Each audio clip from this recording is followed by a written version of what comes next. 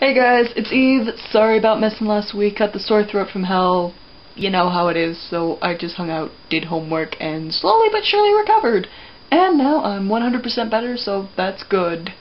Let's see. Little things to get through. Figgy, your video makes me want to give you a hug. I am giving you a hug as soon as you get home. You are a brave little soldier and are too precious for this world. I hope you get that reference. Today, I'm going to talk to you about names. Because names are very important things. That's why there's whole books dedicated to naming small children, though they should also be used for naming characters. There are multiple things to consider when naming a character. Mostly how well the name will fit. 1. You do not want an overtly complex name. This means usually making up names doesn't sound so good. Yes, sure, a name like Veraki or Retz might sound like a cool name, but if you're doing it in a modern world setting, you need to explain why they have a funny name. And if it's a fantasy setting, you might be able to get away with making up names, but you still want to make sure it's pronounceable. Make sure there's enough vowels so it's not like Lord. Do you know how hard that is to pronounce?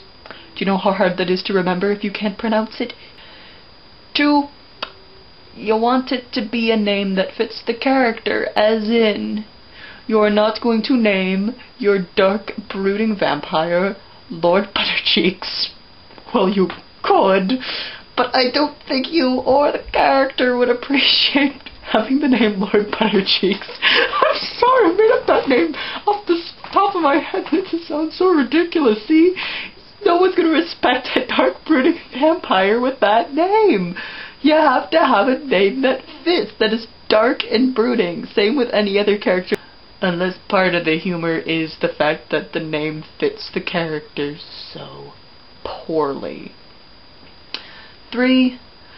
Don't pick a name from another language without good reason. Most of you probably get this, but there are some people, mostly anime fans, who are like, yeah, I'm gonna have this character and I'm gonna name her Kyoku-san. And yeah, she's an American badass and everything, but her name is Kyoku-san. Why would you do that? If you're gonna give a character a foreign name, make sure they have a reason, like maybe one of their parents is from a foreign place, or they grew up in a foreign place, or something. Always have a reason for a character to have their name. That's the next hint. Each name has a reason. Usually it's the reason why a parent would give their child that name, but in some cases there's like nicknames, which a character gives themselves or is given to someone else. You gotta think, why? Why would anyone name a character this? Like, I had a character named Shark. His name was not actually Shark, his name was Angus, but he went by Shark. I did it because I was naming him after someone I knew. With him, I gave him a cheesy backstory that he used to have shark teeth, you know, teeth growing behind your other teeth, and he had this big wide smile, so he was named Shark. So, even if it's something silly like that, having a reason for picking a name works. Let's see, other things, on thematic names. You know, like if you look up a name and find a meaning for it, I say be careful about that. In some cases, it can be really cool. For example, in my series, I have multiple versions of Death, and 2 of them are named Cyrus and Selene, which means sun and moon.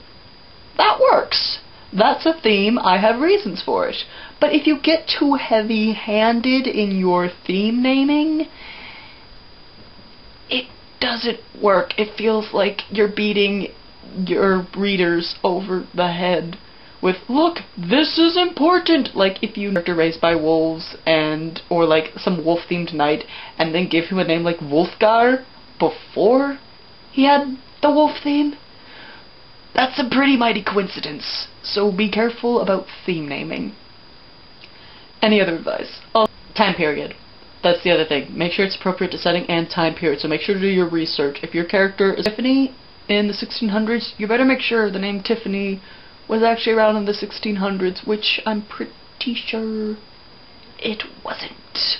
Or Miranda. Shakespeare made up the name Miranda. If you have it before Shakespeare's time, you're fucked.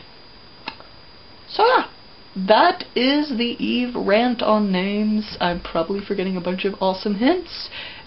And you know what? You need to learn some things on your own, right? Anyway, that's all I've got to say for this week. Everyone have a good week. Wish me luck on my tests. I wish you luck on yours. And yeah, peace out.